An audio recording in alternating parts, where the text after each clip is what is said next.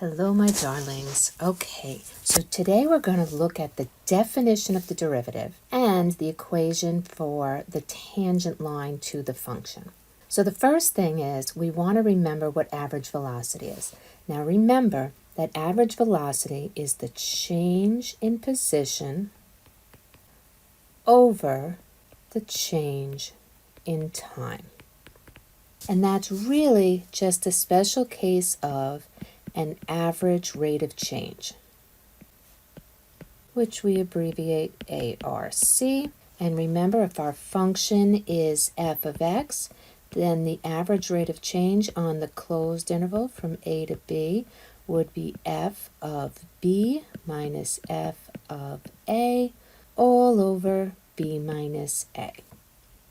This time, if I want the average rate of change as x changes from x to x plus h, so that the closed interval is from x to x plus h, then our average rate of change is f of the right endpoint, x plus h, minus f of the left endpoint, x, all over x plus h minus x. Now, if you notice, though, that denominator will simplify because this x and this minus x will combine to 0. So if we're on that interval, this is how we find the average rate of change. And again, I have that here. Now what we're going to do is we're going to use this picture here and we're going to illustrate this. So the first thing I'm going to do is I'm going to get a straight line.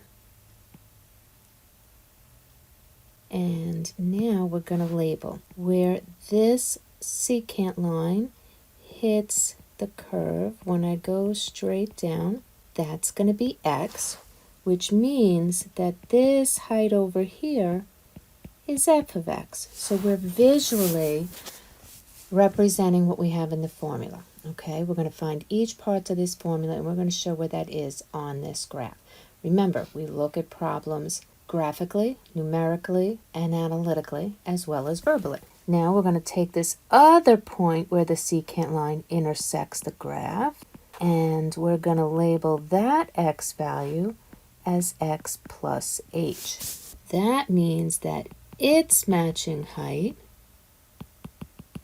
my height got a little low there, its matching height is f of x plus h. Now I can extend this height over here so that I can see that all of this, that height is also f of x, right? And this height from here all the way to here is f of x plus h, which means that this height here is f of x plus h minus f of x, right?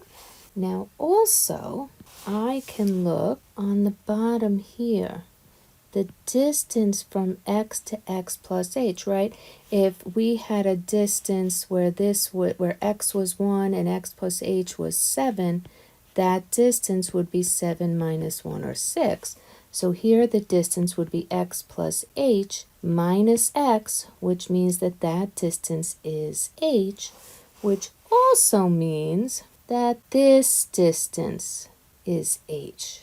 Now if you look at the secant line, the slope of the secant is the change in the y's over the change in the x's. But the change in the y is f of x plus h minus f of x. That's that distance we found in pink, all over the change in the x values, which we found is h. So this average rate of change formula is just the slope of that secant line. Now, if we want to find the instantaneous rate of change, what has to happen to h? Well, this interval has to get smaller, right? The length of the interval has to get smaller.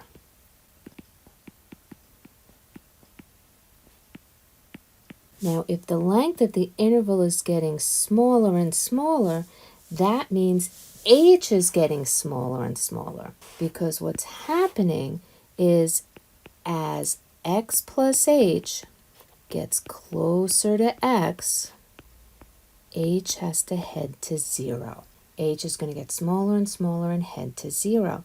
Now this should be ringing bells to you from the previous unit about limits, and that would be right, because the instantaneous rate of change is the limit as the h's approach 0 of your average rate of change. In other words, the instantaneous rate of change is the limit as h approaches 0 of f of x plus h minus f of x all over h.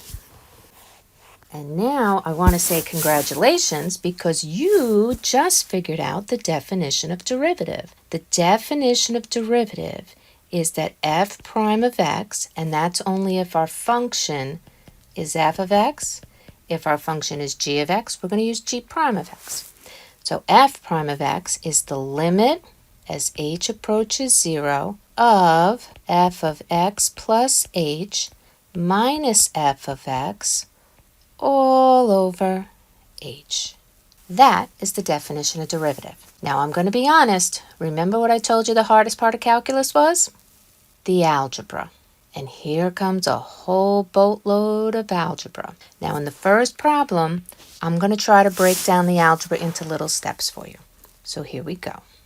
Our first example, we want to use the function f of x is x squared plus 2. And we're going to find that derivative. And notice I wrote our definition of derivative formula right here for us. So in order to use this, we need to know f of x. We need to know f of x plus h. We need to subtract them. So I broke that up. So f of x is x squared plus 2. Now f of x plus h means everywhere there's an x in here, we're going to put x plus h.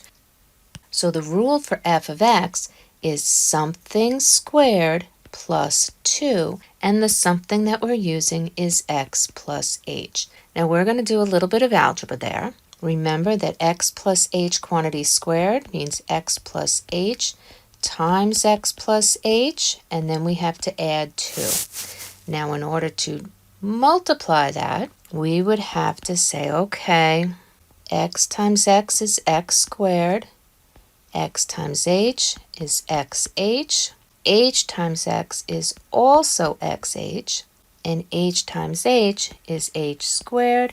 And don't forget that plus 2 hanging out at the end, which means if we simplify that a little bit, because we've got like terms here, we have x squared plus 2xh plus h squared plus 2. Phew!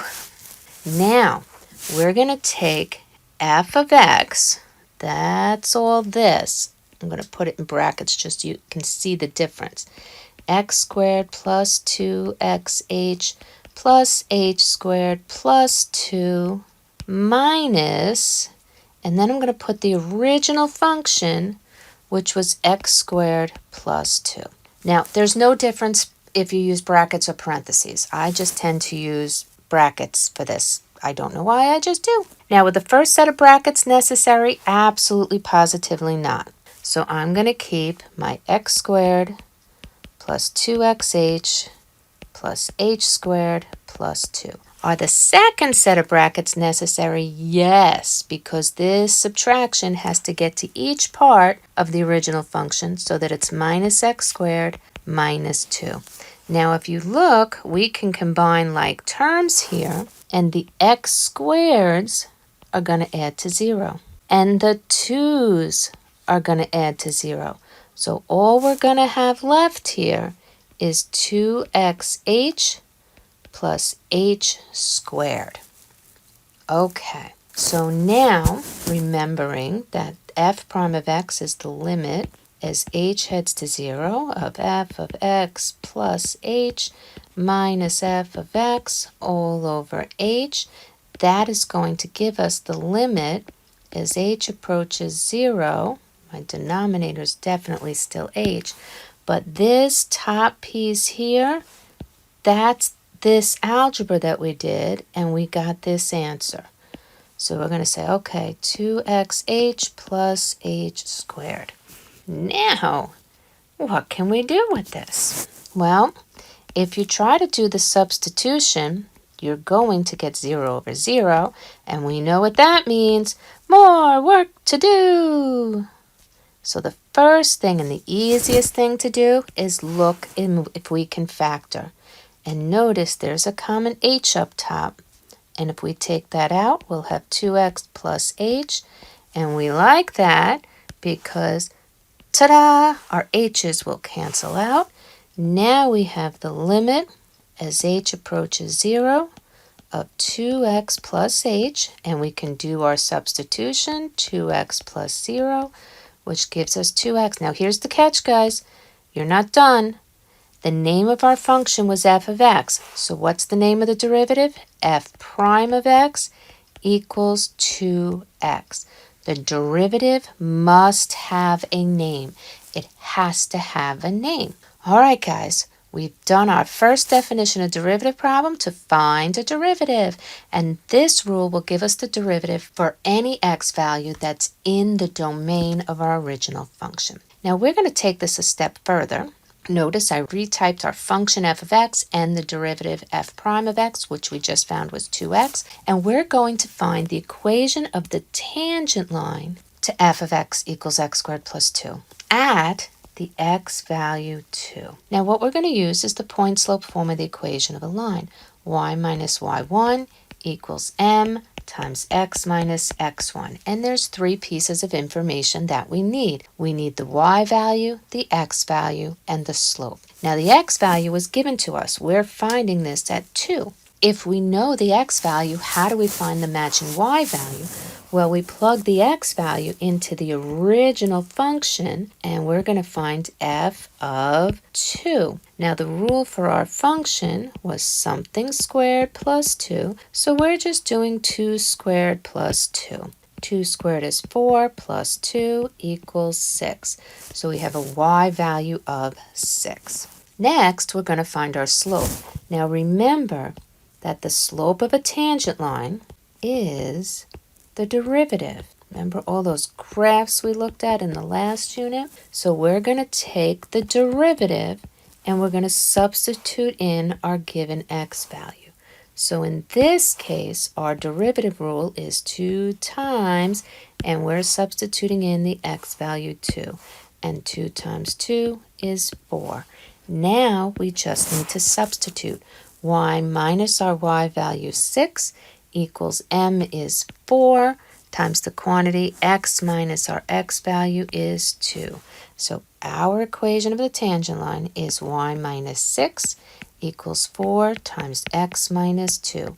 There is no need to go any further with the algebra. All you will do is open yourself up to possible mistakes. Now some of you are saying, but what if I have to graph it? Well, if you have to put that in your calculator, f1 of x equals 4 times the quantity x minus 2, and the only thing you have to remember is the opposite of subtracting 6, you add 6 to bring it to the other side. There you go. Okay, less algebra. We did a lot on the first part, so do as little algebra as you have to in the next part. Okay, some tips for using the definition of derivative. Write the definition of derivative every time you do a problem.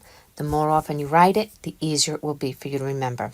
Remember, substitute the x plus h in for x wherever it appears in f of x. Algebraically manipulate. That means multiply, distribute negatives, combine like term. Okay? One thing that you should notice is that the original function should inverse out, meaning it should cancel with terms from f of x plus h.